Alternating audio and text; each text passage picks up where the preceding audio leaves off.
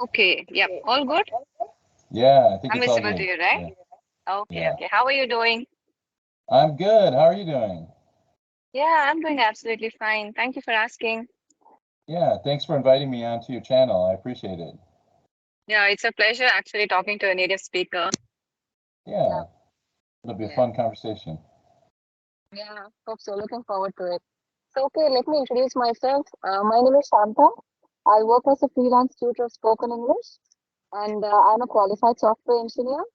I worked for a few years in the IT industry as well. So, I'm a full-time homemaker and I'm a mother to two children. So, I live in South India. There's a state called Karnataka. So, I live in South India. Okay. Wow. My name is Jack, and I'm from the United States originally, but I live in South Korea right now. And I Mm-hmm. am a university instructor. I teach English to mostly freshman students. I've been at the school for 18 years, almost 20 years at the same school in Okay, South Korea. amazing. Yeah, yeah. Mhm. Long time, long time. Yeah, Yeah. yeah, yeah. Mhm. Yeah. So, any specific reason you moved to South Korea? When I first started teaching, I my first teaching job was in Thailand, and I was Yeah. teaching at a bilingual school.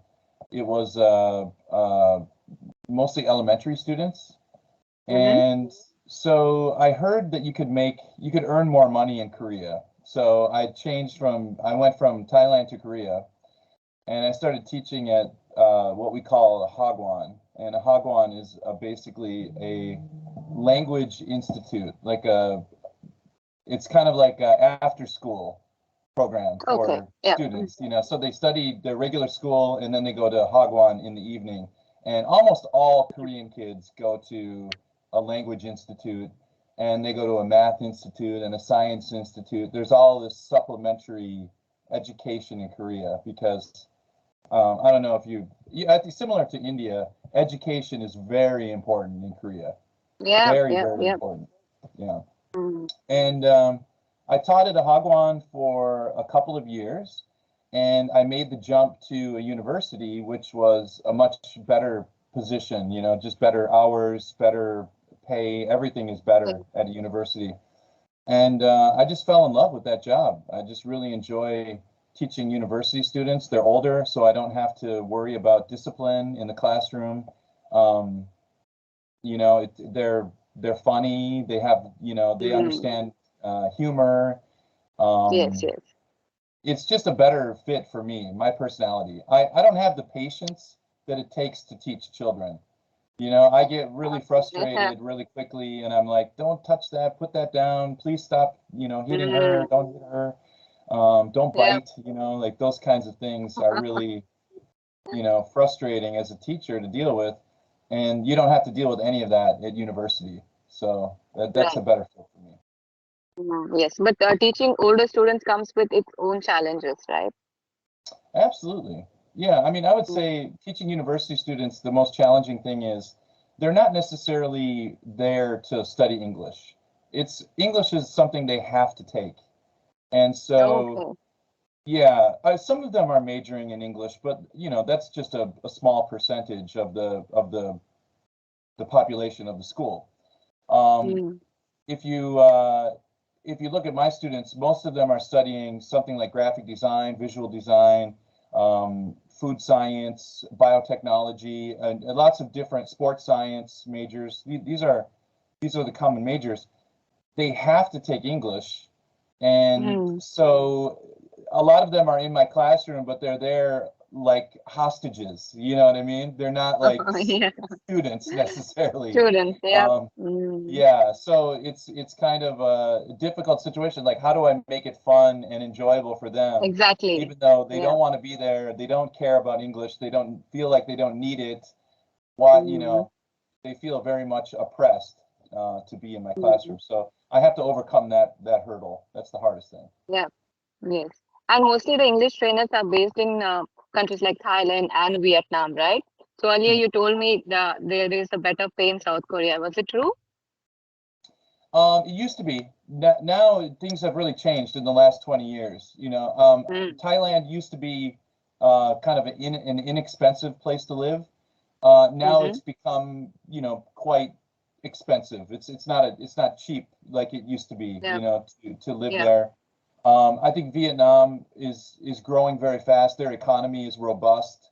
Mm-hmm. I think Thailand is growing more jobs in those countries in the kind of like I'm not like tech industry, but maybe more in like manufacturing, putting together more.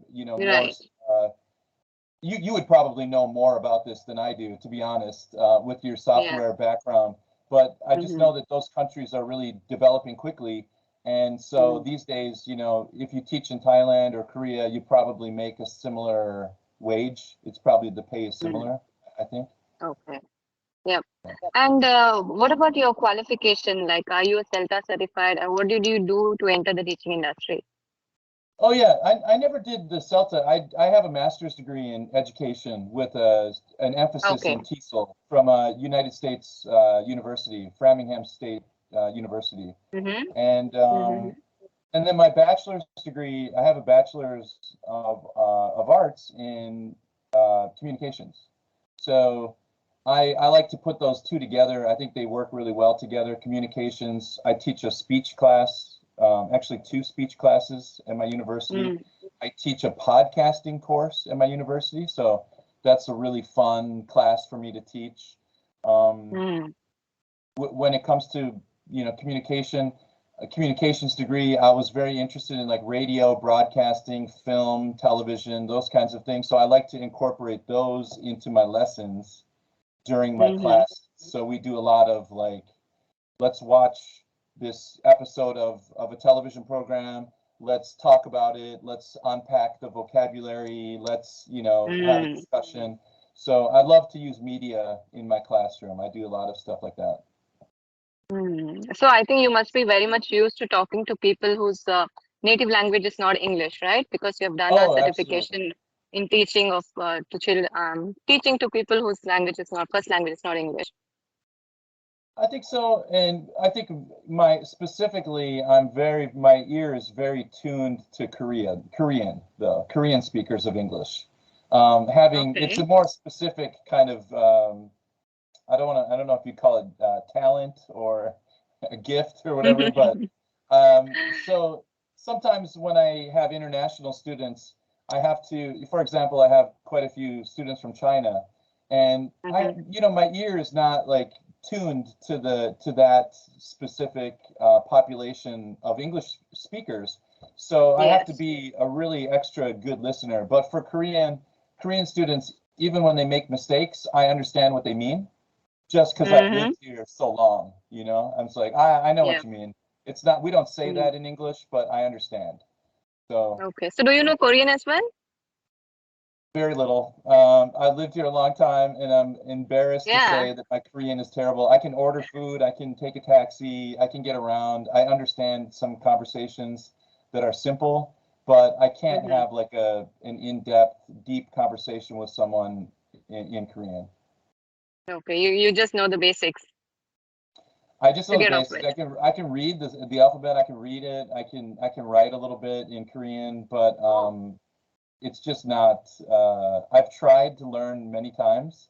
A lot of false Mm-hmm. starts. I start Mm-hmm. learning and I quit after a Mm-hmm. month, and I start again and I quit after a month. I'm a terrible example for my students of a second language learner, to be honest, because like many Americans, I'm a monolingual person. I just speak only English, Mm. and it's a really Right. sad. I think it's an indictment on the American culture of how we don't value learning a second language as much as we Yes. should. You know. Yeah. Yeah. Exactly. But I think whole of America speaks in English, so you do not have a reason also to learn any other language unless you're of course living abroad or in some other country. I do understand that, and that is very true. It's kind of like I was blessed with a gift that I didn't deserve. It's kind of like growing up in America, in the West, where English is the kind of international business language now. Yeah. Um, Mm-hmm. I didn't.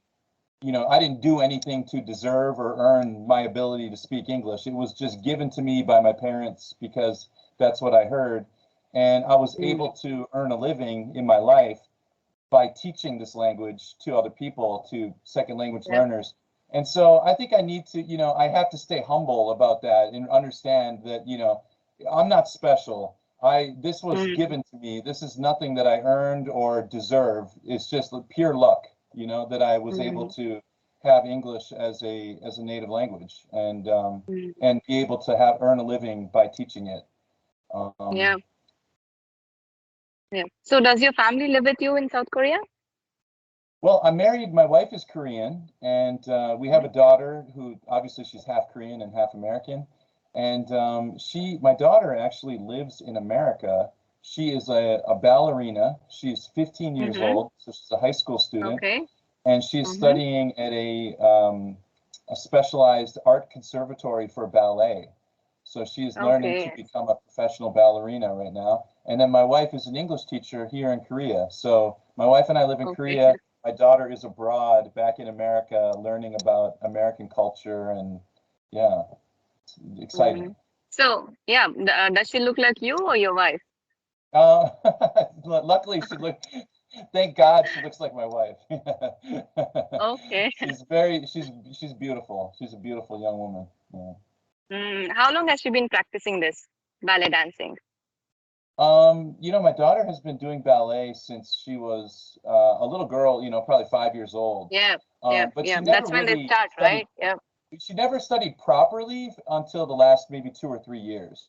So there was a time there where we had her in ballet, but it wasn't a real ballet studio. It was just kind of a general dance studio, and her mother and I don't know anything about ballet. We're very ignorant about it. And so when we learned that we need to go to a proper school, we put her in a good school, and then she was able to audition for this boarding school, art conservatory, and she got accepted. And that was a life-changing event for all of us because we expected her to be in our house until she's 18. But now she's gone, so we have an empty nest. My wife and I are empty nesters. What about you? How old are your children? You said you were. My daughter is 9 and my son is 4. Oh, good. He's in lower kindergarten. We call it LKG here, and my daughter is in a 4th grade. That's great. What a fun age. Those are great ages. They drive us crazy though. I know. Both are like, small. Yeah. It's exhausting, right? To be a parent. Really, it is. Yeah. Lucky you have only one child. I know. We just focus all our energy, divide and conquer. Just one child. That's all we had to focus on. Yeah. Yes. Yeah, and the kind of support we receive here from our family and in-laws, that is also, it helps us actually raise our children. Yeah, we have an expression in English. We say it takes a village to raise a child. And I think that's a really beautiful sentiment. True. But it's not. Yeah. It's true in some countries. Like, for example, in India, I think you put it into practice. In America, we say that, but we don't mean it. We don't practice. Yeah. Yes. And was she excited to go to her boarding school? Because she must be like, a young teenager, right, when she received the invitation. So how was her expression, and was she open to going to boarding school? That's a great question. When she got into the school when she was 14, and I think, if you, to explain a little bit about Korea, when students get into high school in Korea, their lives are really miserable. And I'm not just saying that. This is Korean people will say this. Like, this is from Korean people. They're like, high school is awful. Like, it's just study from 6 in the morning till 1 a.m., sleep for 5 hours, wake up and repeat. And that's all they do. And it's all in preparation for a college entrance exam. And the thing is, my daughter is not interested in academics that much. We have to really, force her to sit down and study.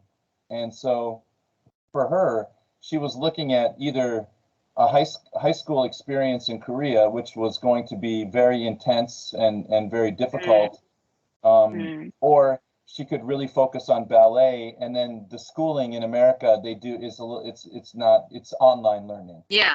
So it's It's a bit relaxed. it's relaxed. It's very relaxed. Yeah, compared to Korea. And I think for her, even though she was going to be homesick, miss her friends and her Korean life, Yeah. she realized her life would be much better. She'd have a higher quality of life in America for the next, 3 or 4 years. So she was actually pretty brave about going there. She didn't Exactly. Yeah. she didn't resist. She was just open to it and said, "Yeah, I want to do this." And when I was her age, I don't think I could have done that. At 14 or Right. 15, I couldn't do it. So she's amazing. Yeah. So is she enjoying her life? Does she feel that she's taken a right decision now? Oh, absolutely. Yeah, she's living her best life now. I could see through Instagram, the pictures, with all Yeah. the new friends and celebrating Halloween and all the fun things Right. that we do in America.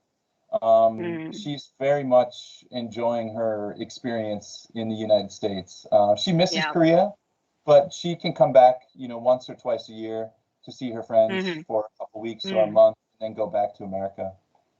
Okay. She plans to settle down in America? I think she does. I think she plans to find a job as a ballerina for a dance company in one of the major cities in the United States, Chicago, Milwaukee, New York, Orlando, wherever she ends up. I think she'll be happy to be dancing professionally. That's her Yeah. ultimate Yeah, goal. but that dance form is quite, challenging physically, right? That's what I've heard. Standing on your toes and, the entire setup and the hairdo and everything is physically challenging. That's what I've heard. What are her experiences? Yeah, it absolutely is. It's very physically demanding. You have to really take care of your body. Like she's had some injuries, but nothing serious. And that's probably the one thing that my wife and I worry about the most is like a knee injury or something that is serious, like a Yes. ligament Yeah. or something that takes surgery to fix. That's something that can really interrupt a dancer's career. And Exactly. so they have to really keep themselves healthy. They have to do Pilates and yoga and a lot of different muscle building exercises to keep their bodies healthy.